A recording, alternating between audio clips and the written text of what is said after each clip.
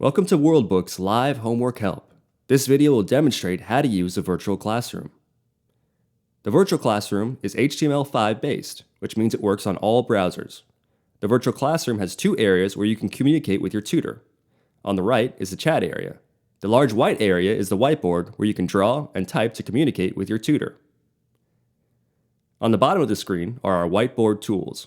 We will review the essential whiteboard tools. This is file sharing. Click here to exchange files with your tutor. You can share various files such as Word, Excel, PowerPoints, text, PDFs, and JPGs. You can also quickly share files with your tutor by dragging them into the whiteboard. You can free draw and write with the pencil. Eraser erases anything done on the whiteboard. T is for typing. You can type anywhere on the whiteboard. This is the equation tool for easily placing mathematical equations on the whiteboard. These are superscript and subscript tools. Click on the T icon to go back to regular typing after using the superscript or subscript tool.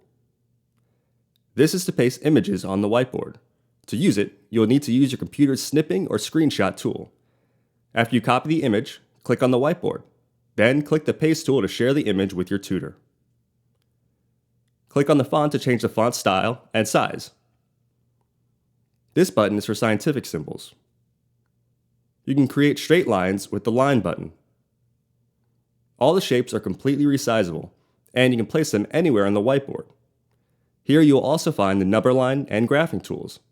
To change the number intervals, put in the minimum and maximum numeric values.